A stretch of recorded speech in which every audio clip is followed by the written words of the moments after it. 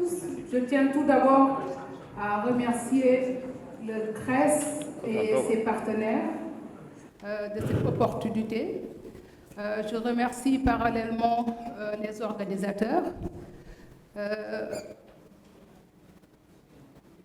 Permettez-moi d'abord de remercier en parallèle les responsables des laboratoires, à savoir professeur Cabral, notre directeur exécutif du CRES, professeur Abdoulaye Diagne.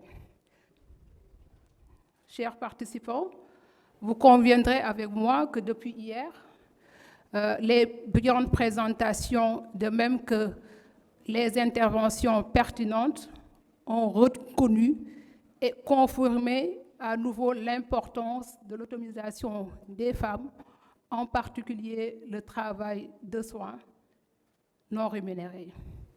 Et c'est dans cette optique qu'aujourd'hui, nous allons proposer des politiques et des stratégies. Et ces politiques et ces stratégies prendront en compte une réduction accentuée de ce travail. En ce qui concerne cette réduction de soins, on s'est focalisé d'abord sur une composante des 5 R, à savoir la réduction. Et là, on ne peut pas en général appliquer ces politiques ou bien mettre en place des stratégies sans pour autant tenir compte des solutions innovantes. Et lorsqu'on parle de ces solutions innovantes, il faudrait en amont analyser les autres facteurs, que ce soit des facteurs écologiques, des facteurs liés à la digitalisation ou bien des facteurs liés aux profondes mutations qui sont en rapport avec les technologies. D'où l'objet maintenant de ce panel. Donc ce panel nous permettra de proposer des solutions innovantes suite à une réduction des heures de travail. Donc il sera animé en premier lieu par des experts éminents, à savoir le professeur Higué, de l'université, doyen honoraire de l'université d'Amomé de Kalimi du Bénin, qui nous proposera une étude de cas. À la suite de ça, on aura une représentante du laboratoire d'écologie appliquée, Madame Elie Padonou. Donc, une troisième présentation sera effectuée en ligne par Dr Maram Sissé Sow de l'IPAR. Et une quatrième présentation sera effectuée par le secrétaire exécutif du GRAD, c'est-à-dire le groupe de recherche et d'analyse appliquée pour le développement. Puisqu'on est pris par le temps, donc on va d'abord commencer par une présentation des études du professeur Higué, toujours dans le sens d'une réduction des heures de travail. Professeur, vous avez la parole. Merci beaucoup.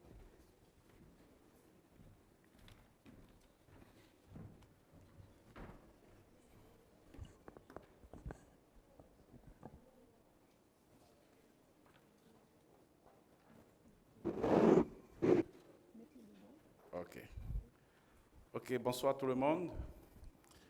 Et vous convenez avec moi qu'à pareil moment, c'est la loi des rendements décroissants qui prévaut. Et donc, nous allons essayer donc d'être bref et d'aller à l'essentiel. Alors, donc, je m'appelle Higué Charlemagne, je suis enseignant-chercheur à la faculté des sciences économiques et de gestion de l'université d'Akubou et Calavi. Alors, le projet que j'ai l'honneur de vous présenter, en réalité, vise à répondre à la même question, à savoir comment améliorer l'autonomisation économique des femmes en Afrique de l'Ouest.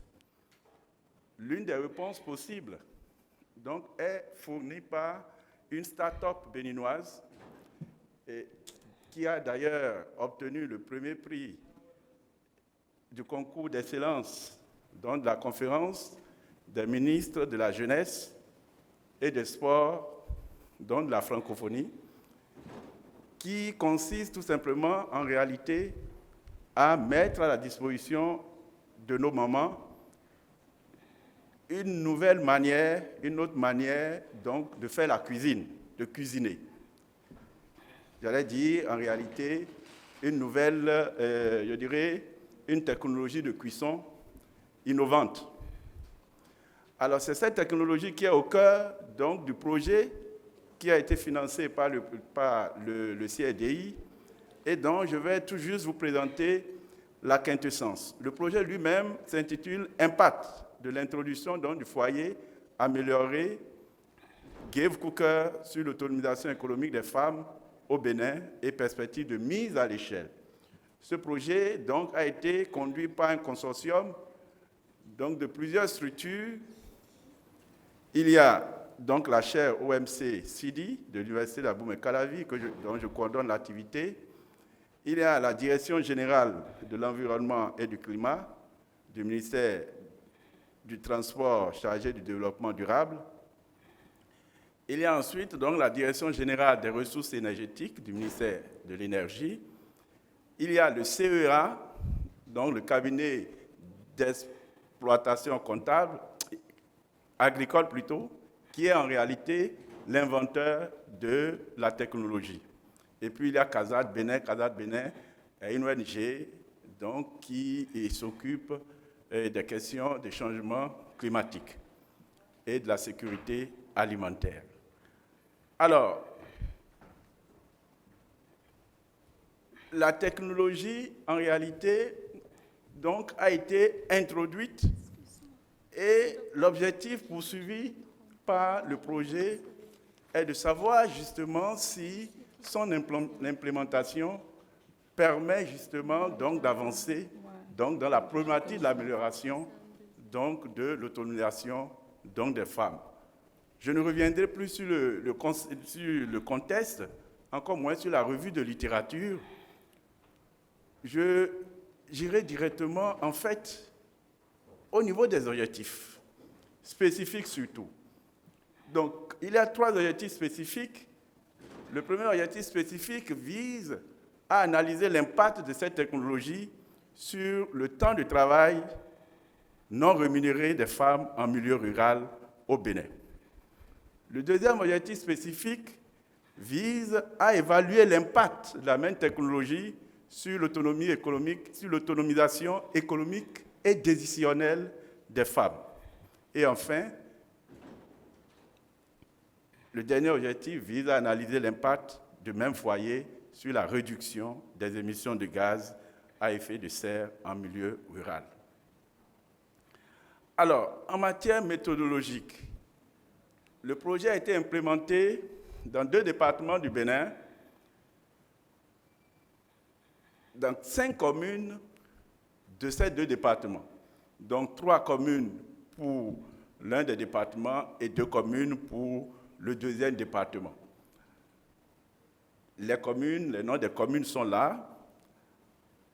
Les 5 communes nous ont fourni une liste de groupements de femmes sur la base desquels nous avons en réalité donc, implémenté la méthodologie à ICT, d'accord? Et donc, le groupe de contrôle, la sélection dans le groupe de contrôle comme dans le groupe de traitement a été faite de façon aléatoire. 250 de ces foyers ont été distribués aux femmes au mois de mai-juin 2021 et un an après 2022 plutôt, un an après, c'est-à-dire au mois de mai et juin 2023, nous sommes repartis sur le terrain pour collecter les données expérimentales. Ce qui suppose qu'en amont, qu'il y ait eu donc un certain nombre de démarches, notamment donc, des focus groups qui ont été réalisés et la collecte de données de référence qui a été aussi réalisée. Et donc, après la mise à disposition donc, des foyers, un an après, comme je le disais, il y a eu un deuxième passage pour reprendre donc les mêmes collectes, les focus groups et en particulier les données expérimentales. Alors, quels sont en réalité les résultats obtenus? Les résultats obtenus se situent à 3 niveaux par rapport aux objectifs spécifiques que je viens de décliner. Le premier, c'est qu'on va se rendre compte que l'introduction de ce foyer permet donc un gain donc de temps supplémentaire d'environ 1h53 lorsqu'il s'agit donc des données déclarées et d'environ 1h24 donc lorsqu'il s'agit donc des données observées. Ce qui voudrait dire quoi? Ce qui voudrait dire que l'utilisation donc de la technologie a permis donc aux femmes donc d'économiser un temps sur l'ensemble donc, du temps qu'elles utilisaient dans les activités non rémunérées. Et ça, c'est un résultat extrêmement important. Apparemment, 1h24 ou 1h53 peut paraître faible, mais ce gain de temps est suffisamment significatif lorsqu'il est question finalement donc d'analyser quelle est la proportion donc, de femmes finalement qui ainsi arrivent à pouvoir saisir donc, des opportunités et donc d'activités génératrices donc, de revenus.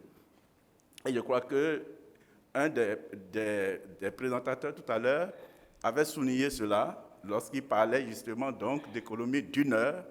Donc à ce niveau est significative puisqu'elle peut permettre facilement donc d'accroître en réalité ou bien de voir au moins 40% donc, des femmes donc, qui en réalité s'orientent vers des activités génératrices de revenus. Alors, qu'est-ce que les femmes font de ce gain de temps? Plusieurs ont déclaré justement donc, que ce gain de temps leur a permis donc, de se consacrer à des activités commerciales rémunératrices, donc génératrices donc, de revenus, à l'agriculture. D'autres ont dit justement donc utiliser ce temps pour mieux se reposer, ce qui n'était pas possible par le passé. Le deuxième niveau donc, de résultat se situe au niveau de l'autonomisation. On va se rendre compte que l'utilisation de la technologie va positivement influencer le score d'autonomisation de la femme, d'autant plus qu'en réalité, elles deviennent donc de plus en plus autonomes. Pourquoi? Parce qu'en réalité, ces gains de temps étant désormais consacrés à des activités donc génératrices donc de revenus, elles gagnent plus donc de ressources et de ce point de vue, elles améliorent également plus ou moins leur degré d'indépendance vis-à-vis de leurs conjoints. Le troisième niveau donc, de résultat concerne l'effet sur les gaz à effet de serre et surtout sur la récurrence des maladies liées donc, à la pollution donc, de l'air. On va se rendre compte, à ce niveau, nous avons dû utiliser donc, un appareil particulier donc, de mesure du degré donc, de la pollution de l'air lorsque ces femmes cuisinent avec les 10 foyers. On va se rendre compte justement qu'à ce niveau-là également, l'utilisation donc, de la technologie a permis donc, de réduire donc, les gaz à effet de serre mieux. On va se rendre compte en réalité que la survenance donc, des maladies liées à la pollution de l'air s'est réduite vraiment significativement. Alors, au regard de tout ce qui précède, il y a des messages importants qu'il faut souligner. Le premier, comme nous l'avons dit, c'est que le foyer qui a été implémenté dans le cadre de ce projet réduit le temps journalier du travail non rémunéré donc de la femme d'environ 1h24 à 1h53. Le deuxième message, c'est que ce même foyer améliore le niveau d'autonomisation donc de la femme. Et enfin, ce foyer, au regard des tests qui ont été faits, permet en fait donc de réduire donc, les gaz à effet de serre de 2,853 TEC CO2 à 0,115 durant toute la période, bien entendu, d'implémentation de la technologie. Alors, avant de passer à l'implication donc, des politiques, je voudrais dire en réalité que ces résultats auraient pu être bien meilleurs. Pourquoi? Parce qu'en fait, la technologie a été implémentée au cours donc, de la Covid, de la période donc, de Covid. Et c'est au cours de cette même période que le technologue a réalisé les 250 foyers. Or, d'habitude, il commande les pièces, certaines pièces électroniques de ce foyer. Donc, en Chine, dans la période-là, la Chine, en réalité, s'était coupée du monde. Et donc, par conséquent, les pièces qu'il utilise d'habitude, malheureusement, il n'a pas pu les avoir. Il a dû justement donc trouver une solution de rechange via, en réalité, le Nigeria. Cela, en fait, en termes de degré de satisfaction dans l'utilisation donc des technologies, donc des foyers en question utilisés,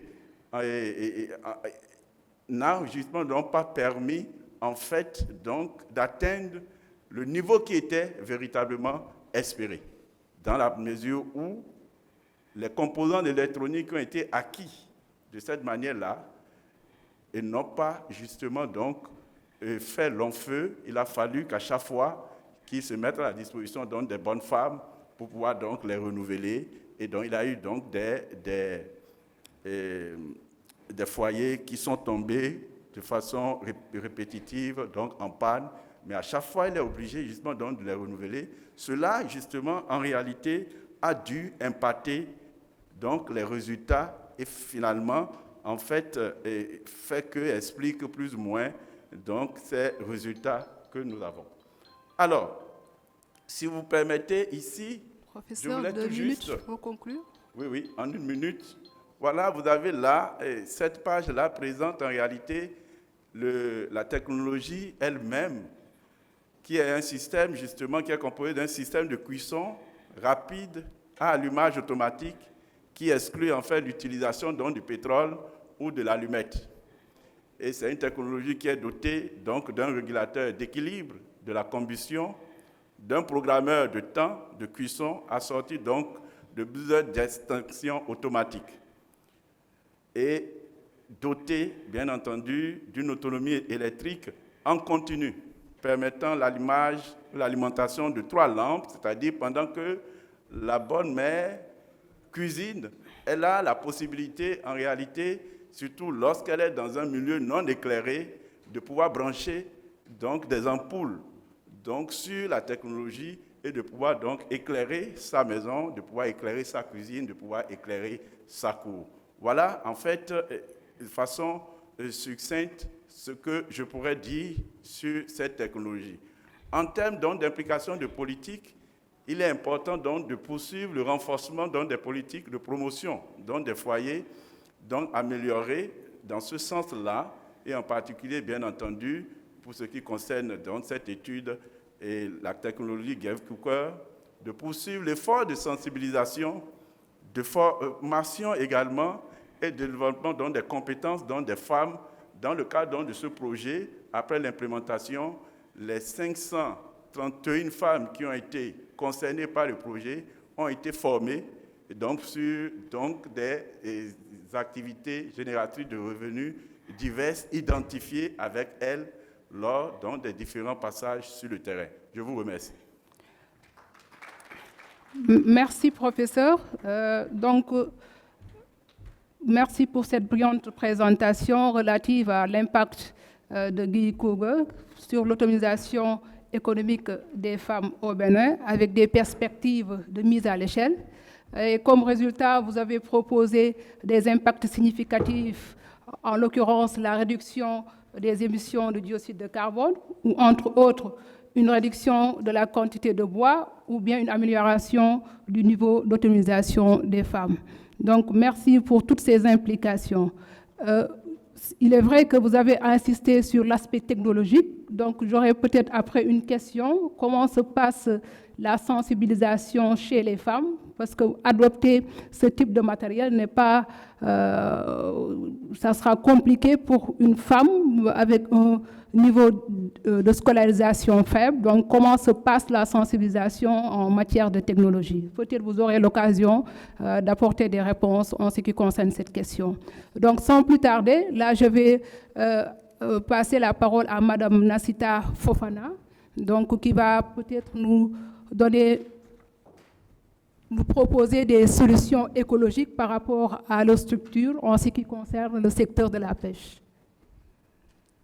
Merci beaucoup. Donc, je vais essayer de faire très vite. Bonjour à tous. Donc, je m'appelle Nassita Fofana. Je suis senior associate à ID Insight. Donc, ID Insight, c'est une ONG qui est spécialisée dans les données et les données qui sont destinées à la prise de décision. Donc, on offre des services de conseil, on fait de l'analyse de données et aussi de la recherche. Donc, on travaille principalement avec des gouvernements, des fondations, des entreprises sociales et d'autres ONG et dans des secteurs variés. Donc aujourd'hui, je vais vous parler d'un travail qu'on a mené dans le secteur de la pêche, mais on travaille aussi dans la santé, dans l'éducation, l'agriculture, etc. Donc j'avais une présentation pour aujourd'hui. Je vais vous présenter aujourd'hui les résultats principaux d'une étude qui porte sur les femmes du secteur de la pêche artisanale au Sénégal. Et cette étude, elle a été conduite par l'organisation pour laquelle je travaille, donc par ID Insight, en collaboration avec Greenpeace Africa. Et je tiens à saluer Abdoulaye qui est dans la salle aujourd'hui avec nous. Et en collaboration également avec le REFEPAS, le réseau des femmes de la pêche artisanale au Sénégal. Donc,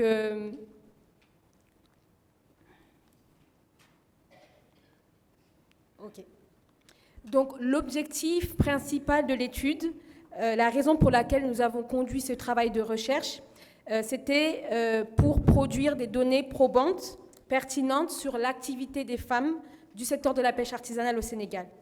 Les données qui ont été générées dans le cadre de cette étude sont destinées à servir le plaidoyer en faveur des droits des femmes qui travaillent dans le secteur.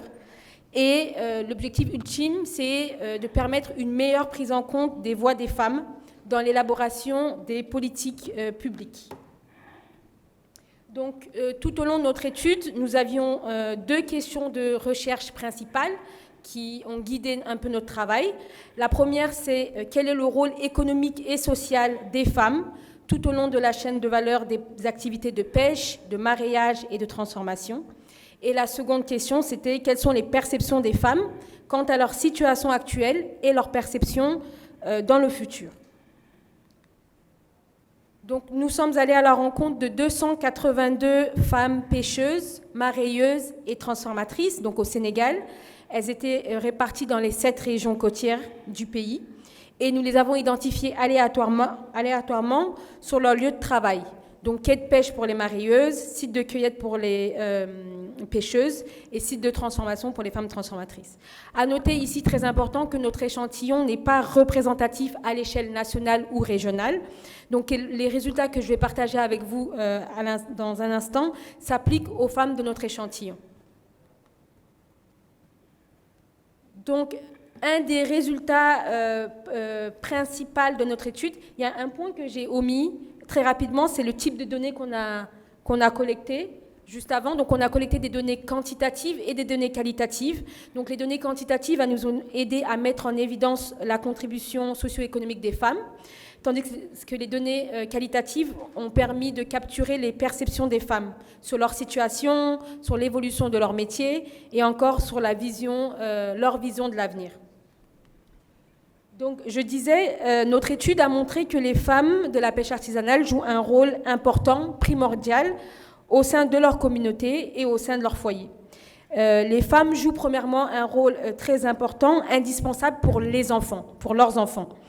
Les femmes que nous avons rencontrées avaient en moyenne 5 enfants à charge. C'était soit leurs propres enfants, soit d'autres des enfants d'autres femmes qu'elles prenaient tout simplement en charge. Et plus de 85% des femmes que nous avons rencontrées prennent en charge totalement ou partiellement les dépenses qui sont liées à l'éducation et à la santé des enfants. À noter que c'est 42% des femmes que nous avons rencontrées qui prennent en charge totalement les frais d'éducation et 30% d'entre elles qui prennent en charge totalement les frais de santé. Donc un rôle très important pour les enfants dans un premier temps. Et ces femmes, elles participent également financièrement aux autres dépenses du ménage, que ce soit les dépenses liées à l'alimentation, aux factures d'eau, l'électricité et les frais de santé d'autres adultes du foyer. Par exemple, en ce qui concerne l'alimentation, qui occupe une place importante dans le budget des ménages, on note que 85% des femmes qu'on a rencontrées prennent en charge totalement ou partiellement ces dépenses d'alimentation. Je le mentionnais tout à l'heure, les femmes ont des enfants à charge, mais pour 45% d'entre elles, elles ont également des adultes à charge. À noter également qu'un tiers des femmes qu'on a rencontrées sont celles qui sont les pourvoyeurs principaux des besoins des ménages, c'est qu'elles apportent le revenu principal au sein du foyer. C'est le cas par exemple de femmes veuves, divorcées, dont le mari est retraité, au chômage ou inactif. Et enfin, pour plus de la moitié des femmes que nous avons rencontrées, les activités de la pêche artisanale représentent la seule source de revenus. Donc elles n'ont pas d'autres activités génératrices de revenus, elles vivent principalement de ces activités-là. Donc en plus de jouer un rôle très important pour leurs enfants, pour leur foyer, les femmes jouent un rôle économique important au sein de leur communauté. 43% des femmes que nous avons interrogées emploient directement d'autres personnes. Et pour les femmes qui transforment, les transformatrices de poissons, c'est 2/3 d'entre elles qui emploient directement d'autres personnes. En moyenne, elles ont 4 employés, qui sont souvent des journaliers ou des personnes qui sont payées à la tâche. Très souvent, ça va être des ouvriers, des personnes qui vont transporter les produits, etc. Elles contribuent donc à la création d'emplois directs, comme on le voit, mais aussi à la création d'emplois indirects. Près de 90% des femmes qu'on a interrogées interagissent avec d'autres acteurs du secteur, que ce soit des revendeurs, des transporteurs, des transformateurs de leurs produits. Donc en conclusion, les femmes, elles jouent un rôle économique et social très important au sein de leur foyer, au sein de leur communauté, et elles soutiennent directement ou indirectement des milliers d'emplois. Mais aujourd'hui, au Sénégal, pour les femmes transformatrices de poissons, et c'est le cas aussi des femmes qui font la cueillette, il n'existe pas de texte juridique qui réglemente le métier. Il n'y a pas de reconnaissance légale du métier des femmes transformatrices. Et cela fait que, comme je dis, il n'y a aucun texte qui encadre la profession du métier, qui réglemente la profession du métier. Et cette absence de reconnaissance légale, elle pose problème aux femmes. Quand nous les avons interrogées et que nous leur avons demandé si l'absence de reconnaissance légale était problématique à leurs yeux, l'immense majorité, 70% d'entre elles, ont dit que oui. Et même s'il est vrai que 25% d'entre elles n'ont pas trouvé ça contraignant, quand on leur demande est-ce que s'il existait une carte professionnelle, elles la prendraient, 90% d'entre elles disent oui. Et parmi les 25% que je citais, celles qui disaient non, il y a 70% qui disent qu'elles prendraient la carte professionnelle. Et quand on leur demande quels sont les principaux avantages d'une carte professionnelle, c'est intéressant de voir que la raison qui vient en tout premier lieu, c'est une meilleure reconnaissance. Donc les femmes nous disent qu'elles ont besoin d'une reconnaissance symbolique de leur métier, parce que pour elles, c'est un moyen de se sentir un peu respectées, qu'on reconnaisse la valeur de leur contribution au sein de la société.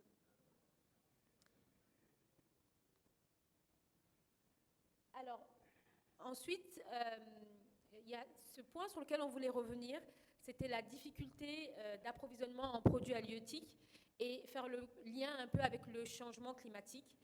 Lorsque nous avons interrogé les femmes qu'on a rencontrées... 2 minutes, s'il vous plaît, pour conclure. Lorsque nous avons rencontré les femmes, toutes ont noté une raréfaction des ressources. Toutes nous disaient qu'il n'y avait plus de poissons dans la mer et que c'était de plus en plus difficile pour elles de se procurer le poisson. Et ces 5 dernières années, elles ont l'impression que c'était encore plus difficile. quand on leur demande comment a évolué leur situation, elles nous disent qu'elles perçoivent davantage les difficultés ces 5 dernières années. Et là c'était l'occasion de faire un peu le lien avec tout ce qui est climat et réchauffement climatique. Bien sûr, elles citent ça parfois dans les raisons. Et puis il y a aussi d'autres raisons, notamment la concurrence avec les usines industrielles, les usines de transformation. Elles citent aussi parfois la surpêche et les mauvaises pratiques de pêche. Et donc, pour conclure, les principales recommandations de notre étude, qui sera rendue publique, donc si vous voulez en savoir un peu plus, vous aurez accès au document et vous pourrez le consulter. On a des recommandations qui touchent 5 domaines principaux. Premièrement, la sensibilisation et l'éducation. Il s'agit de sensibiliser, d'éduquer les femmes, notamment par rapport à leur droit d'accès aux ressources et au marché, aussi à la compréhension de l'écosystème marin, parce que les femmes que nous avons rencontrées parfois ne comprenaient pas très bien les différents acteurs en fait, qui intervenaient dans le secteur. Par exemple, certaines ne savaient pas ce que c'était qu'une usine et comment ça pouvait interférer dans leur écosystème. Donc, un besoin de sensibilisation et d'éducation. La plupart des femmes qu'on a rencontrées étaient aussi analphabètes, elles ne pouvaient ni lire ni écrire. Donc, peut-être aussi mettre en place des programmes d'alphabétisation fonctionnelle pour les aider vraiment dans leur activité à compter, à lire, tout en focalisant ça sur leurs activités pour que ce soit vraiment efficace. Ensuite, par rapport à l'accès aux ressources et au financement, parce que c'est lié, avec la raréfaction des ressources, les prix ont tendance à augmenter. Et donc, il est de plus en plus difficile pour les femmes d'avoir accès au financement, d'acheter le poisson pour le revendre ou pour le transformer. Donc là encore, mieux gérer de manière équitable les ressources et favoriser l'accès aux mécanismes de financement. Par rapport aux conditions de travail et à la sécurité, c'était principalement les installations sanitaires, pour beaucoup qui posaient problème sur leurs lieux de travail, et aussi la sécurité en mer. C'était très vrai pour les pêcheuses qui encouraient des risques de noyade, de blessures dans leurs activités. Et un autre point, c'est la participation et la représentation, bien sûr.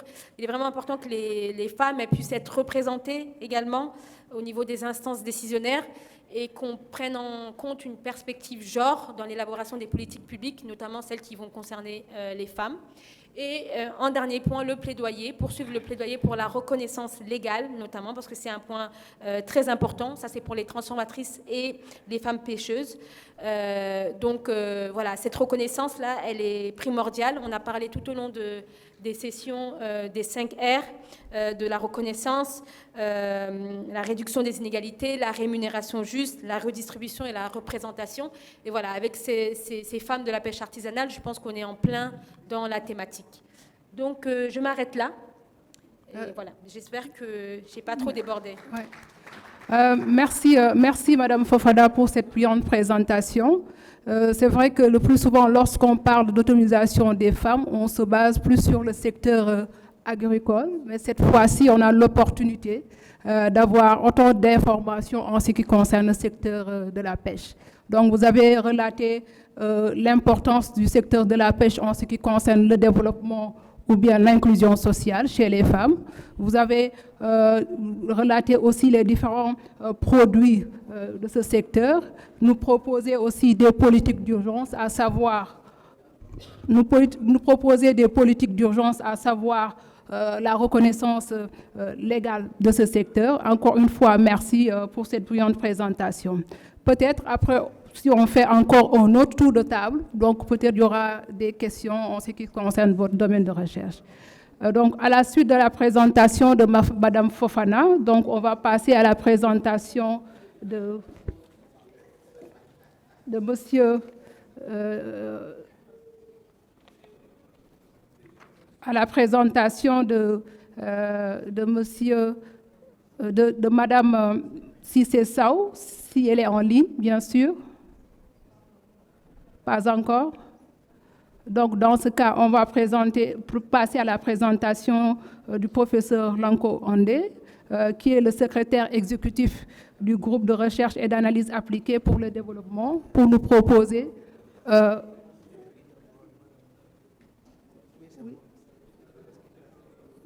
Élie? D'accord. Donc, Pour une deuxième analyse, c'est-à-dire l'étude de cas, donc on va passer maintenant la parole à Elie Padonou du laboratoire d'écologie appliquée, donc qui nous proposera un ensemble de listes et de solutions plausibles en ce qui concerne le secteur écologique. Ok, merci beaucoup, madame, pour m'avoir donné la parole. Je m'appelle Elie Padonou, je suis enseignant-chercheur, spécialiste des questions écologiques. Dans notre cas, nous avons également essayé de réduire et de redistribuer le temps de travail des femmes à travers une technologie des foyers solaires. Mais ici, on s'est basé sur les femmes entrepreneurs qui travaillent sur la production du sel, le fumage de poissons et le maraîchage. Au Bénin, ces activités se déroulent principalement dans les zones de mangrove. Et les écosystèmes de mangrove, comme on les connaît, c'est des écosystèmes qui contribuent fortement à l'atténuation des changements climatiques et fournissent beaucoup de ressources halieutiques aux communautés. Donc, la pression exercée par ces femmes sur ces écosystèmes ont commencé par réduire la disponibilité en bois pour ces femmes pour continuer à exercer leurs activités. Ce qui a fait que le gouvernement du Bénin a interdit l'exploitation des mangroves en octobre 2016 à travers un conseil des ministres. Et donc ces femmes, depuis ce moment, ont du mal à trouver des alternatives, à trouver des ressources en bois pour pouvoir continuer leur activité. Et donc nous avons donc initié ce projet et pour pouvoir accompagner ces femmes-là à toujours continuer à exercer leur activité tout en permettant une reconstitution et une conservation des écosystèmes des mangroves. Et donc, pour pouvoir faire ce travail, je pense que nous avons dans un premier temps évalué les questions de soins non rémunérés. Puisque si on veut vraiment redistribuer, réduire et redistribuer, il faut connaître quels sont ces soins-là qui occupent ces femmes-là. Je vais faire, pour gagner du temps, je vais passer aux activités réelles.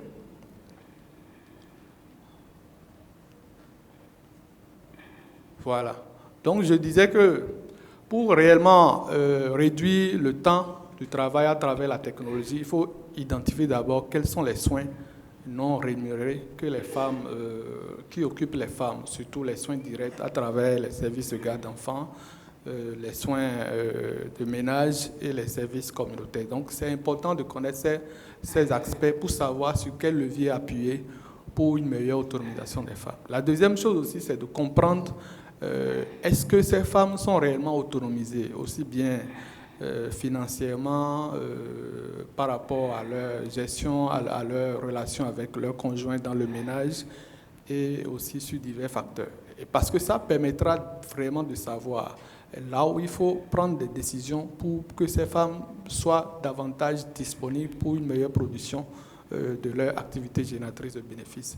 Et enfin, évaluer maintenant la technologie. En quoi la technologie que nous avons introduite permet réellement aux femmes de gagner du temps pour pouvoir exercer d'autres activités ou bien pour leur meilleure autonomisation. Donc, par rapport, en ce qui concerne les soins non rémunérés, nous avons essayé de faire une typologie des femmes, suivant les facteurs socio-démographiques, à savoir leur statut matrimonial, si elles sont mariées, la taille du ménage, les activités exercées, le nombre d'handicaps en charge et les activités qu'elles arrivent à mener. Donc on a essayé d'identifier 4 groupes de ménages qui sont totalement différents et essayer de comprendre comment est-ce que les soins non rémunérés là, évoluent suivant les différents groupes. On s'est rendu compte que les soins directs étaient les soins les plus demandés dans tous les ménages, à savoir la garde d'enfants, et des adultes en charge. Et on s'est aussi rendu compte que dans le milieu, il existe une forme traditionnelle de garde d'enfants qui est surtout confiée, le fait de confier les enfants aux parents proches ou aux voisins. Et donc c'est un service qu'il faut reconnaître et améliorer si on veut vraiment que ces femmes aient davantage de temps pour aller exercer d'autres activités. Et ce qui est aussi important à dire, c'est que dans ces milieux, les normes sociales stipulent que c'est les femmes qui doivent garder les enfants. Donc, cela veut dire quoi? Les services traditionnels que ces femmes-là développent sont confiés à des grands-mamans ou bien des femmes expérimentées qui ont déjà d'enfants. Se baser sur ces résultats permettrait donc d'organiser ces types de formes traditionnelles de garde d'enfants pour que ces femmes puissent quand même se sentir à l'aise dès qu'elles iront sur leur lieu de travail et pour pouvoir augmenter leur production. La deuxième chose, c'est par rapport à l'autonomisation. Et on s'est basé sur l'indice de IFRI, le ProWay, en considérant les indicateurs tels que l'autonomie dans le revenu, l'auto-efficacité, l'attitude envers la violence conjugale, le respect entre les membres du foyer, la participation aux décisions relatives à la production, les propriétés, l'accès à la propriété, à la terre et aux actifs, l'accès aux services financiers et aux décisions en la matière, le contrôle sur l'utilisation du revenu, et l'équilibre du travail, la liberté de mouvement, l'appartenance à des groupes, l'appartenance à des groupes influents. Et donc, on a pris ces indicateurs-là pour réellement voir quels sont les indicateurs qui empêchent les femmes d'être suffisamment autonomes. Et cela permet vraiment de savoir les aspects sur lesquels il faut maintenant prendre des décisions pour que ces femmes puissent davantage trouver du temps. Et donc, on s'est rendu compte que, globalement, ces femmes ne sont pas autonomisées. On a trouvé que moins de 13% des femmes étaient autonomes, donc ce qui montre quand même qu'il y a un gap de près de 87%, ce qui est suffisamment élevé. Et les facteurs qui vraiment augmentent, a dit que le score d'autonomisation des femmes augmente dès que certains facteurs s'améliorent. Par exemple, dès que ces femmes ont accès au crédit, ça veut dire que ça leur permet d'améliorer leur autonomisation. Dès qu'elles appartiennent à des groupes de discussion où elles peuvent rester en groupe, décider, discuter, avoir des expériences de partage de paix, ça leur permet d'avoir plus de confiance en elles et de se trouver sur des marchés, d'améliorer leur production. La liberté de mouvement, dès qu'elles ne sont pas contraintes à tout le temps demander, à dire il faut que le mari dise bon, tu restes à la maison, tu ne sors pas. Elle peut aller sortir pour comprendre ce qui se passe dans son environnement. Elle améliore aussi son autonomisation. Il y a aussi l'affiliation à des groupes influents. Il y a des groupes de décision où les femmes peuvent participer, échanger sur leur expérience, s'entraider, des groupes de tontines, d'entraide, de solidarité qui se développent dans les villages, qui les permettent vraiment d'avoir une meilleure autonomisation. Nous avons aussi remarqué que l'autonomie des contrôles de l'utilisation des revenus, si la femme elle a son revenu, elle peut décider de comment utiliser son revenu aussi. Dès que ce contrôle s'améliore, elle améliore aussi également son autonomisation. Et donc, il y a aussi la participation aux décisions liées à la production, si elle décide avec son mari, avec son conjoint, de comment gérer les ressources de production. Donc, c'est des indicateurs qui sont vraiment à prendre en compte si on veut vraiment accompagner les femmes impliquées dans ces activités-là au niveau de notre milieu d'études. Et donc, les indicateurs qui contribuent le plus à la désautonomisation des femmes, c'est-à-dire que dès que ces indicateurs se réduisent, c'est que les femmes ont du mal à être autonomisées. J'en ai déjà parlé. L'accès aux services financiers et aux décisions financières en la matière, l'équilibre du travail et l'appartenance à des groupes influents. Donc l'amélioration de ces indicateurs permettrait donc d'amener plus de femmes à l'autonomisation et donc de leur permettre d'être épanouies dans ces localités-là. Et le troisième élément, c'est la technologie que nous avons introduite. Et l'objectif, c'est de voir à quel seuil cette technologie permet de réduire le temps du travail des femmes. On s'est rendu compte que cette technologie permet d'économiser jusqu'à 159 kg de bois. Donc ça permet de réduire la pression sur l'écosystème des mangroves parce que la technologie n'utilise pas de bois, c'est des déchets agricoles. Et donc ça permet d'économiser jusqu'à 136 minutes de temps, donc plus d'1 heure de temps. Et pour la cuisson seule, on n'a pas comptabilisé le temps de collecte du bois qui s'est révélé jusqu'à 15 heures par semaine. Cela veut dire qu'en utilisant cette technologie, la femme déjà économise le temps d'aller collecter le bois, qui est de minimum 15 heures par semaine, et en plus, elle gagne jusqu'à 136 minutes pour une production. Ce qui veut dire qu'elle peut avoir du temps pour son autonomisation et pour également exercer d'autres activités génératrices de bénéfices. Et au nombre des activités génératrices de bénéfices que nous, on a ciblées, en attendant les activités, on a aussi fait l'essai avec le fumage de poisson. On s'est rendu compte que la technologie permet aussi d'économiser du bois pour le fumage de poisson et aussi pour le temps. Donc, si ces temps sont libérés, cela suppose que la femme peut augmenter le nombre d'activités qu'elle peut exercer. Et on a ciblé des activités qui peut-être permettent de conserver l'écosystème des mangroves. Et parmi les activités, nous avons la production maraîchère avec le compost, puisque le compost aussi permet de séquestrer le carbone dans le sol. Donc on s'est rendu compte qu'en utilisant le compost, le compost permet déjà aux femmes d'améliorer la production, mais d'avoir des produits qui se conservent sur une longue période. Et cela veut dire quoi? Un produit maraîcher produit avec du compost, comparé à un produit issu de l'engrais, si le produit à base de l'engrais fait 2 jours, le produit à base du compost peut aller jusqu'à 5 à 6 jours. Donc ça permet au produit de se conserver et de s'écouler sur une longue période par rapport aux produits issus des intrants chimiques. Et donc nous avons formé ces femmes-là sur comment produire ce compost et comment l'utiliser pour le maraîchage. Donc c'est l'exemple de résultat que je donne. En dehors de ça, nous avons également formé les femmes sur comment valoriser l'écosystème de mangrove comme activité génératrice de bénéfices en faisant l'écotourisme et l'éco-garde, qui constituent aujourd'hui des activités phares du programme d'action du gouvernement du Bénin, qui investit beaucoup dans le tourisme au Bénin. Et donc nous avons donc formé ces femmes, nous avons fait de la restauration des mangroves, et aussi former ces femmes, surtout comme guide touristique éco-garde, et donc pour leur permettre de redistribuer le temps économisé dans d'autres activités qui vont leur permettre d'améliorer leurs revenus, mais tout en conservant leur environnement et l'écosystème des mangroves qui leur procure assez de ressources. Et donc c'est l'essentiel que j'ai à dire par rapport aux résultats. Nous avons un certain nombre de publications que nous avons partagées. Et pour gagner du temps, je pense que je vais m'en arrêter là pour le moment. Peut-être s'il y a des questions, je peux revenir sur certains aspects. Merci. Merci, docteur, pour cette présentation. Ce que je retiens de cette présentation, c'est-à-dire une des composantes des 5 R, c'est la réduction, donc qui est au carrefour des heures de travail allouées aux femmes. Donc, en ce qui concerne cette réduction, vous vous êtes focalisé sur l'énergie solaire et les biotechnologies.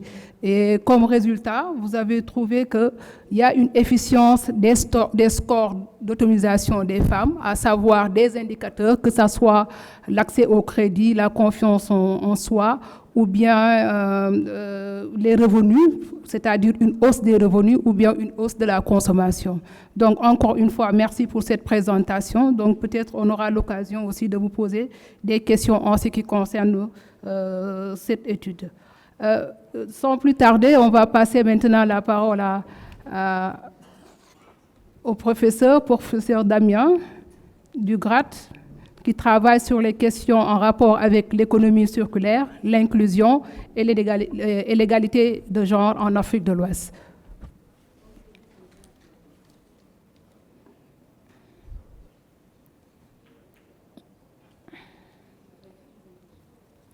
Alors, cette fois-ci, c'est un plaisir de partager un peu les résultats d'un travail mené dans le cadre d'un accompagnement du programme des Nations Unies pour l'environnement et de l'Union européenne. Alors, les données où la présentation ont été taillées, pour faire sortir 3 faits majeurs. Donc, déjà, puisqu'on dit qu'il faut permettre aux femmes d'aller vers les technologies, vers les innovations, le premier fait que je veux faire sortir, c'est la capacité des femmes à saisir les opportunités relatives à ces innovations et le pouvoir transformatif de ces innovations sur l'entreprise féminine, c'est un cas, et donc le potentiel de la recherche à influencer dans certains cas les décisions publiques, puisque en général, ce qui nous réunit ici, tout ce que nous disons, c'est pour changer les choses. Donc, si je vous demande à qui il faut confier la gestion des déchets solides ménagers, vous allez me dire, mais qu'est-ce qu'il raconte? C'est une question qui semble banale. mais qui s'est véritablement posé aux autorités municipales des villes de Koudgou et d'Edougou à un moment donné où les déchets solides ménagers inondaient leur commune sans qu'il y ait véritablement, sans qu'ils aient une solution qui les semble appropriée. Et ça se faisait dans un contexte où ils ont adopté donc l'approche IMO qui avait été utilisée au niveau de la mairie centrale, mais ils n'arrivaient pas donc à s'en sortir avec cette approche. Et dans cette approche, en général, on confie la gestion des déchets solides ménagers aux femmes qui sont organisées en micro-entreprises. Alors, à un moment donné, préoccupés et à travers les échanges, alors les débats ont fini par être teintés parce qu'ils se disaient, est-ce qu'il ne valait pas mieux à un moment donné arrêter avec ces femmes de la brigade verte ou organisées en micro-entreprise et aller vers la privatisation, vers des grosses entreprises qui vont arriver peut-être avec des moyens plus conséquents. Le problème qui se posait, c'est que quand même, il y avait une philosophie d'inclusion derrière. On aurait pu le faire, mais on a choisi de confier cela à des femmes pour créer de l'emploi, pour lutter contre la pauvreté, pour faire aussi de la redistribution des revenus et des opportunités. Donc là, nous avons eu une double occasion d'accompagner la décision publique tout en essayant d'évaluer l'impact de l'introduction de certaines innovations dans le modèle de gestion de ces micro-entreprises dirigées par les femmes. Donc pour aller vite, nous avons utilisé les données donc, du projet qu'on appelait NERE, qui est financé par Swiss Africa Green. Et l'étude a utilisé donc, une approche méthodologique qui a combiné beaucoup d'outils, notamment l'évaluation documentée, les bilans objectifs et l'évaluation d'impact, etc. Ce sur quoi je vais insister surtout, c'est de dire l'économie circulaire a 3 domaines et 7 piliers. Et nous avons travaillé essentiellement ou introduit les innovations concernant le recyclage, par exemple la transformation des déchets ménagers en enfumure organique ou alors en habillement, donc ce que nous appelons des déchets hostiles, au fashion, waste to fashion. Nous avons également travaillé à l'éco-conception. Les questions donc, de production tenant compte de l'impact final du produit dès le départ, les questions d'emballage, mais nous avons aussi travaillé sur les questions donc, d'alignement et de la durée d'usage et enfin, par une modélisation donc, mathématique, nous avons aussi optimisé les circuits de distribution qui permettaient de réduire la pénibilité du travail de ces femmes-là en termes de mouvement à l'intérieur des zones. Alors, je vous présente quelques résultats dans la philosophie que j'ai dite. À la fin, donc 3 ans, ça s'est fait 3 ans avec 3 passages. Avant, pendant et à la fin, donc 6 mois à la fin du projet. Donc, on a constaté une diversification des activités avec jusqu'à 92% du nombre d'abonnés, désormais satisfaits de la manière dont le service était rendu. Il y avait une augmentation de la capacité de recouvrement de 150%, parce qu'en travaillant, elles avaient du mal à recouvrer donc, les revenus. Mais au regard des services, au regard du modèle qui a été utilisé, les clients étaient plus enclins à honorer à leur engagement. Globalement, pour les entreprises, alors il faut dire ici que compte tenu de la nature du sujet, nous avons fait une enquête exhaustive, puisqu'elle concernait toutes les entreprises qui travaillaient dans le domaine avec les 2 communes. On a obtenu un chiffre d'affaires qui s'est multiplié environ par plus de 3. Et ce chiffre, les revenus ici de la valorisation des déchets atteignaient jusqu'à 15% de ce chiffre d'affaires-là. Et il faut noter également donc, une création de 52 emplois verts pendant la période de mise en œuvre du projet. Donc, ce qui a été énorme, vu la philosophie ou la pensée qu'on avait de ces femmes-là, Et ce qui était intéressant, c'est que 98% de ces emplois-là étaient redonnés à des femmes. Alors, au niveau de l'environnement et du climat, nous avons observé avec la commune 32% de dépôts anarchiques qui ont été évacués grâce à l'activité de ces femmes-là, ce qui a beaucoup étonné les communes, parce que justement la question était est-ce que ce n'est pas de leur responsabilité. Donc une amélioration de l'état de la salubrité. Jusqu'à aujourd'hui, si vous allez dans certains coins, vous demandez au maire comment se fait-il que ce soit aussi propre que ça, il vous racontera l'histoire du projet Néré. Et on a une amélioration justement marquée de l'image. Ça, c'est le maire, un des maires des deux villes qui parlait, donc qui faisait un témoignage. Ce qui était visé par les communes aussi, c'était de ne pas avoir une situation où les coûts de gestion des déchets sont élevés. Alors, lorsqu'on a introduit les technologies, ils se sont rendus compte, ou en tout cas nos observations, les données ont montré que finalement, il y a plutôt une réduction de 50%, donc des coûts de transport qui étaient à la charge de la commune, indirectement liés aux activités.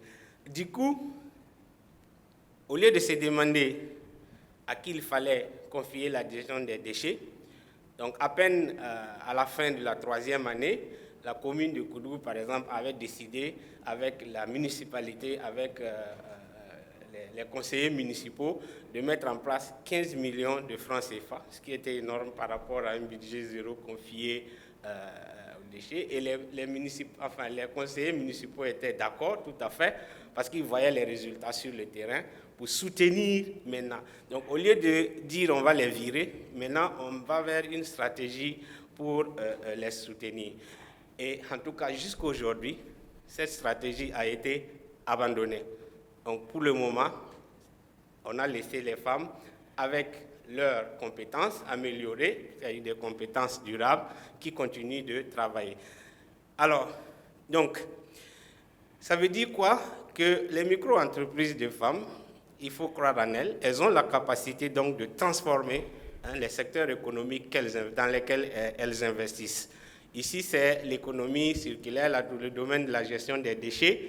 Je pense que le résultat s'applique à tout. Et cela peut se faire tout à fait avec une croissance des chiffres d'affaires, la création d'emplois durables, mais également l'autonomisation économique des femmes. Et donc, l'empowerment économique des femmes peut s'opérer véritablement par l'économie verte. Et je crois que l'une des thématiques que l'on traite ici est bien celle-là. Alors, même pour les entreprises de petite taille, l'efficacité et la viabilité économique peuvent aller de pair. On peut donc être efficace, avoir la viabilité, mais tout en se préoccupant de la durabilité ou de la responsabilité environnementale, notamment avec la réduction des coûts de transport, la réduction donc, des gaz à effet de serre, qui a été estimée à l'intervalle d'un an à 95 000 donc, kilogrammes de tonnes CO2 équivalent par opération de collecte. Et donc, encourager et soutenir le leadership féminin dans le secteur clé de l'économie verte est essentiel pour construire des communautés plus résilientes, prospères et écologiquement responsables. 3 implications, c'est améliorer les cadres réglementaires. Il faut les réviser pour s'assurer qu'ils soutiennent et facilitent l'implication des femmes dans les secteurs clés de l'économie verte. Donc, une étude récente actuellement, avec un appui du CAS, avait voulu des femmes qui prenaient le lead, comme ONIFEM le disait aujourd'hui, pas seulement dans l'utilisation des secteurs info, mais des professionnels qui allaient prendre le lead dans l'installation ou la gestion d'entreprises solaires, d'installations solaires. Et le projet a eu du mal à démarrer, parce que dans la zone cible, et même à Ouagadougou au centre, on ne trouvait pas au niveau des femmes de cette catégorie de profils-là qui pouvaient être placées à la tête de ce type. Donc l'idée était de revoir comment on forme, comment on crée des politiques qui favorisent, qui attirent aussi les femmes dans les hautes sphères des technologies vertes. Il faut aussi avoir des programmes de financement ciblés et pour ne pas durer, faire de la formation et du renforcement de capacités. Voilà, je pense que c'est tout. Je vous remercie. Merci, professeur, pour cette présentation. Donc, par rapport au développement durable, là, vous avez pris en compte tout ce qui concerne les questions relatives à l'économie circulaire. Donc, peut-être l'assistance aura des questions en ce qui concerne votre étude. Donc, on fera un autre tour de table de 5 minutes avant de passer la parole aux participants, peut-être poser 2 à 3 questions. Donc, Madame Fofana, j'avais juste une petite question. Quelles sont les solutions innovantes que vous proposez suite à l'érosion côtière ou bien les problèmes liés à la mangrove? Est-ce que vous avez des solutions plausibles que vous pouvez nous donner en ce sens? Merci pour la question. Bon, l'étude n'a pas vraiment porté sur les solutions innovantes. C'était plus une étude pour générer des données sur la situation des femmes. Mais sur le terrain, quand on est allé à la rencontre des femmes, on a vu des initiatives qui étaient déjà en cours, et qui étaient assez innovantes, notamment le reboisement des mangroves. Je pense que ça a été mentionné dans plusieurs présentations, où les femmes replantent en fait des arbres pour pouvoir permettre le développement naturel de ces arbustes et puis la prolifération des huîtres. Donc ça, c'est des choses qu'on a vues qui se faisaient. Et puis, il y a aussi beaucoup de plus en plus au Sénégal des zones économiques protégées, des espaces protégés, où en fait, on protège et on réglemente l'accès aux sites pour pouvoir protéger ça. Bon, ce n'est pas tellement innovant, mais en tout cas, il y a de la réglementation qui existe autour de ça. Et oui, puis voilà, l'étude n'a pas vraiment porté sur les solutions, c'était plus voilà, vraiment produire des données pour soutenir un plaidoyer.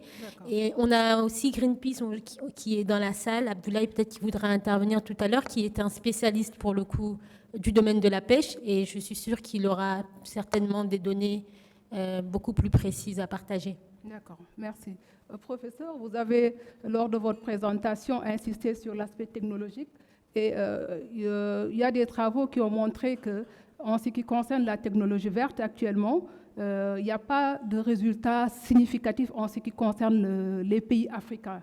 Donc, on a trouvé des résultats, entre guillemets, mitigés, mais c'est vrai que d'ici 5 à 10 ans, peut-être, on aura des résultats avec un effet modérateur, pas un effet d'atténuation, mais un effet modérateur en ce qui concerne l'adoption de ces nouvelles technologies. L'autre handicap ou bien l'autre problème, c'est par rapport aux indicateurs. On a considéré que les indicateurs en ce qui concerne les pays africains, ce sont des indicateurs qui sont presque inexistants. Donc, comment vous avez capté la technologie verte, bien sûr, en tenant compte de la réduction du temps de travail chez les femmes?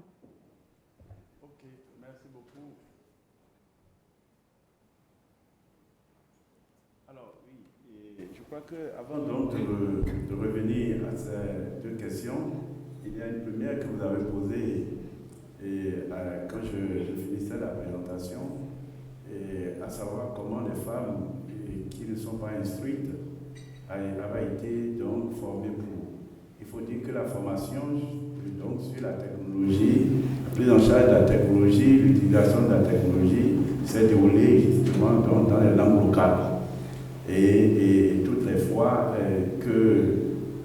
lors de l'utilisation de la dite technologie, elles avaient donc le souci de parler, elles pouvaient directement donc interagir avec donc, le technologue et qui se déplaçait soit lui-même, soit les éléments qui l'appuient donc, pour pouvoir essayer donc, d'y apporter donc, des solutions. Oui, mais globalement, en réalité, bien entendu, il y a des études justement qui pensent que donc, nous n'avons pas encore assez de résultats pour les technologies, des technologies vertes de ce type-ci. Mais je crois qu'en fait, donc, de plus en plus, la perception est en train donc, de changer. De changer donc, dans la mesure où il y a donc, de plus en plus donc, des études qui sont implémentés dans ce sens-là et qui commencent en réalité par montrer en fait donc des résultats donc probants. Mais le problème, le véritable problème ici, c'est en réalité comment renforcer donc la capacité donc des inventeurs donc, de cette technologie. Parce qu'une chose est donc d'inventer une technologie, donc de la développer, de la fabriquer en de petites quantités, mais une autre chose donc, est de pouvoir donc, la fabriquer en grande quantité, donc, et la fabriquer donc, d'un seul coup 100, 200, voire au-delà. Et à ce niveau, justement, donc, il y a en réalité donc, beaucoup à faire encore pour pouvoir donc, renforcer leurs capacités et en réalité et donc, permettre finalement que les technologies qui mettent à la disposition donc, des bénéficiaires soient en réalité, donc les modèles soient en réalité donc de même niveau donc, de qualité. Pour revenir à la manière dont nous avons en réalité pris en compte ici l'aspect technologie verte, il faut dire en réalité que nous avons utilisé essentiellement les capteurs donc, du CO2.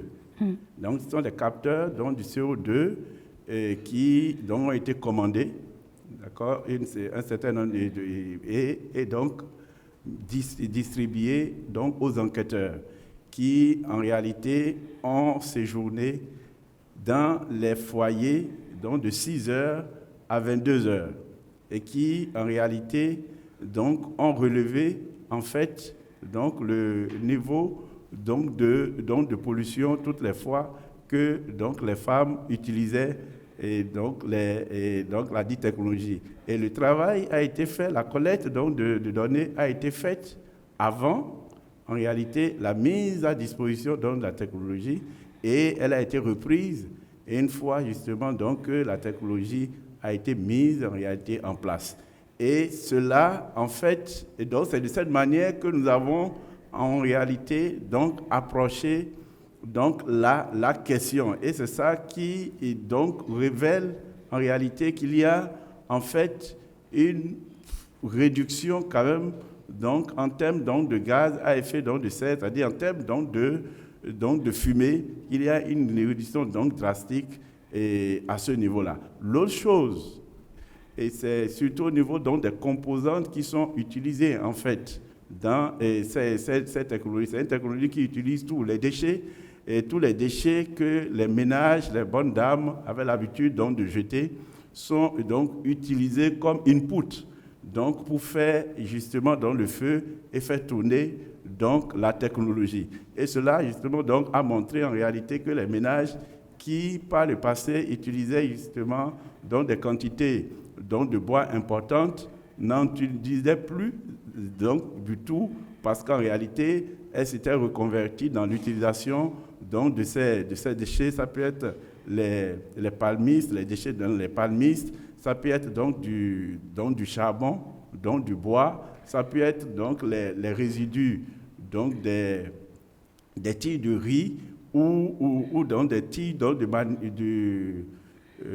maïs, etc. Tout ce que les ménages donc jetaient par le passé, en réalité, sont utilisables justement donc dans l'utilisation donc de cette technologie. Et l'autre chose, c'est que comme je l'expliquais tantôt, c'est une technologie qui est disposée, ou bien qui, en fait, intègre à un module électronique qui permet en réalité donc de régler la puissance, donc du feu.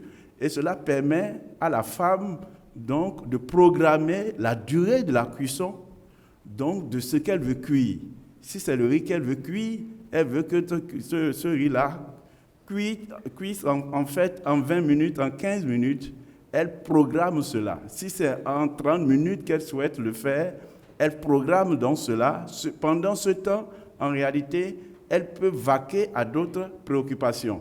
Mais une fois que les 30 minutes programmées donc, sont atteintes, donc le système se désactive et donc en réalité, voilà en fait ce que je puis répondre par rapport à vos différentes questions. Merci. Merci, professeur, pour tous ces éclaircissements. Professeur, là, vous avez trouvé un score.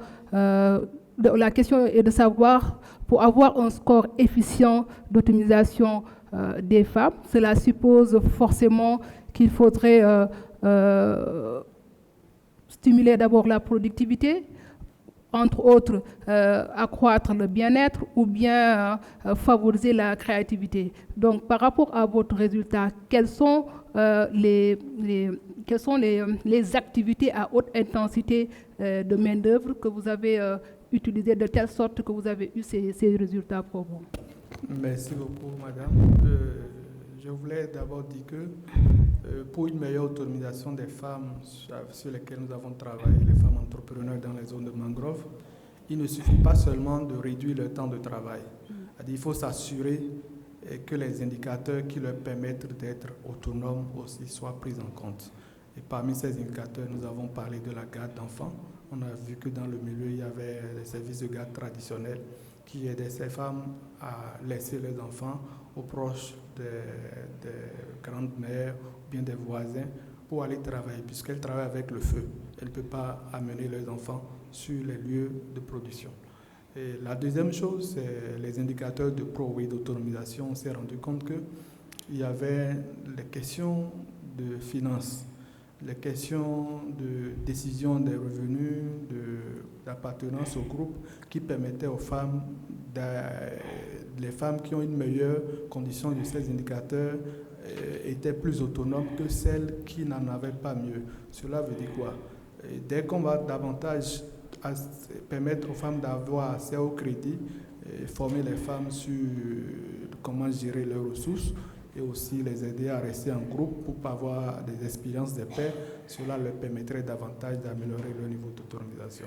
Et la technologie sur laquelle nous avons travaillé, enfin, a utilisé aussi le facteur bois-énergie, qui est un élément très consommé dans la zone des mangroves, surtout dû aux activités des femmes, qui est la production du sel, et qui consomme énormément de bois. On a évalué la demande en bois. Dans ces zones, on s'est rendu compte qu'à peine 30% est couvert. Donc, il reste plus de 70% de demande en bois non couvert.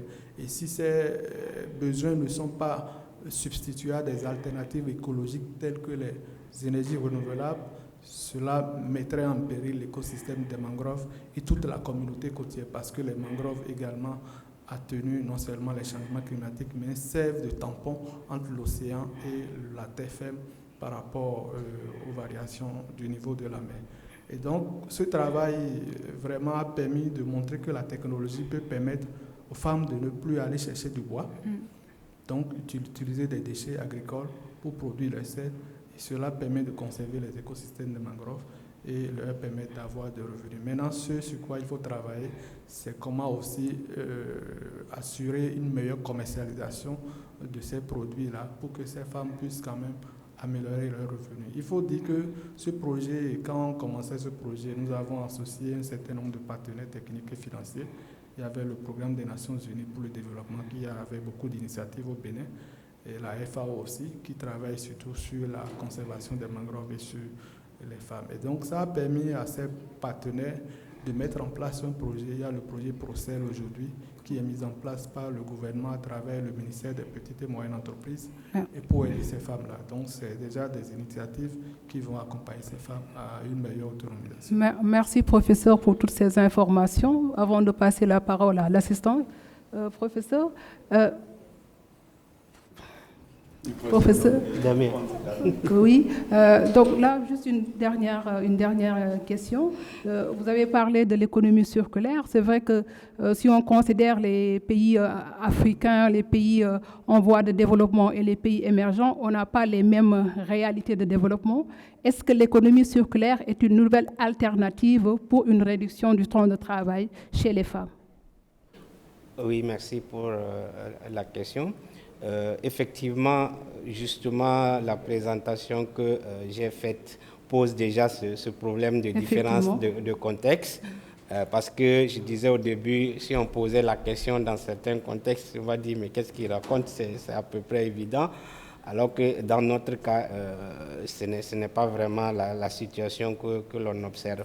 Donc au niveau de l'économie circulaire, comme je dis, il y a plusieurs outils qui permettent non seulement de réduire, ça permet non seulement de réduire le temps de travail, mais également plus loin même la pénibilité de certains travaux qui sont exécutés au niveau des femmes dans le domaine des travaux rémunérés. Donc c'est pour nous, comme je disais, une véritable alternative dans laquelle il faut essayer de promouvoir le leadership féminin à travers tous les outils qui existent pour justement allier la productivité, c'est ce que nous avons tout en ayant la réduction de la pénibilité du travail, mais tout simplement la réduction même du temps consacré à certaines activités. Et notamment dans ces composantes-là, lorsqu'on travaille sur les questions de mobilité optimisée et tout cela, on peut facilement réduire le temps de travail des femmes de façon générale. Merci pour cette analyse pertinente. Là, on va prendre juste 2 questions à l'assistante avant de conclure. Derrière, monsieur.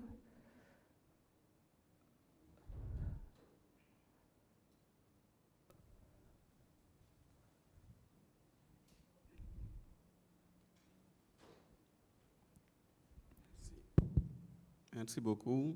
C'est Abdoulaye Ndiaye, chargé de campagne Océan à Greenpeace Afrique, et je sers au niveau du bureau de Dakar. Et c'est juste pour appuyer ce que disait Madame Nachita de IDE Insight par rapport à l'étude qu'elles ont faite au niveau de leur organisation sur la contribution des femmes dans le secteur de la pêche. Et je crois s'il vous plaît, monsieur, soyez bref, s'il vous plaît. Okay, parce que là... Et je crois que cette contribution est assez forte aujourd'hui. Si on considère dans ce qui nous réunit aujourd'hui, on regarde comment les femmes se comportent en termes de temps.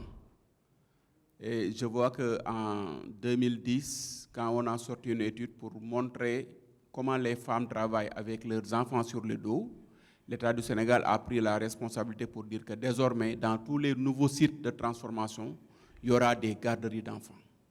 Donc, comment on pouvait quantifier ce temps que cette femme-là commence à gagner quand on lui a mis au sein de du lieu où il travaille une garderie d'enfants qui lui permet d'avoir son enfant à côté d'elle, mais aussi de pouvoir faire le travail qui lui est imparti, c'est-à-dire le travail de transformer le poisson pour les populations sénégalaises.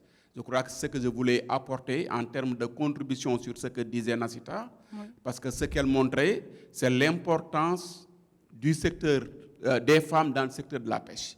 Souvent, quand on parle de pêche, on pense souvent aux hommes, on pense souvent aux pêcheurs et autres, mais les femmes représentent plus de 50% dans ce secteur-là. Donc, c'est important au moins de le savoir, de pouvoir faire des études et montrer leur contribution socio-économique au sein de la population sénégalaise. Merci beaucoup. Merci pour toutes ces informations. Une autre question, une dernière. Voilà. Merci. Bonsoir tout le monde, c'est Yaya Bari du ministère de l'Environnement. En fait, ma question concerne l'étude sur l'économie circulaire. Je sais que nous, ici, on travaille beaucoup sur les questions d'économie circulaire. Je voudrais savoir, si vous partagez d'expérience sur le choix des filières, comment le choix des filières a été fait par rapport à votre étude, puisque nous, par exemple, quand on parle souvent d'économie circulaire, les gens font focus sur les déchets plastiques. Et comment vous, dans votre étude, vous êtes arrivé à s'orienter sur les filières de textiles. Je sais aussi, par exemple, au Sénégal, il y a beaucoup d'études qui sont menées sur l'économie agro-circulaire. Donc, c'est ça ma question. Merci. Merci beaucoup pour cette question très pertinente.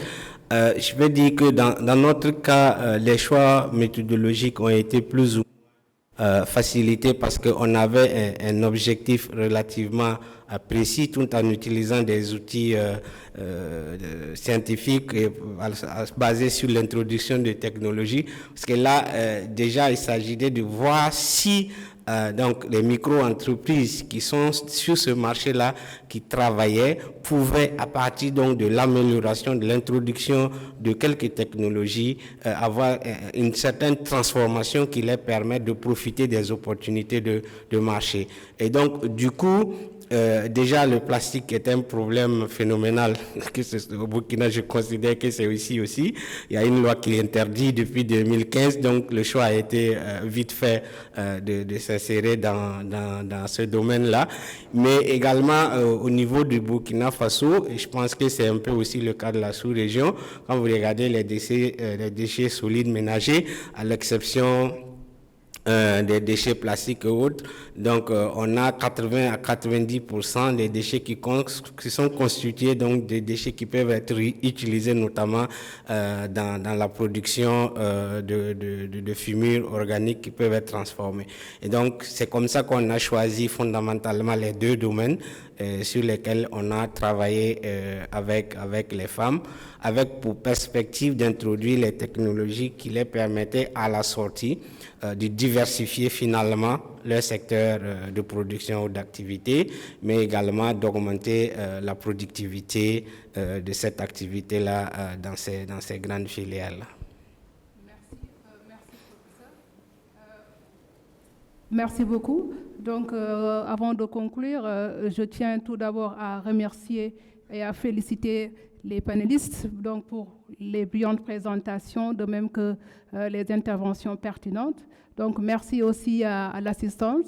Mes remerciements encore au CRES et aux partenaires qui nous ont offert la possibilité de partager ces différentes études. Encore une fois, merci.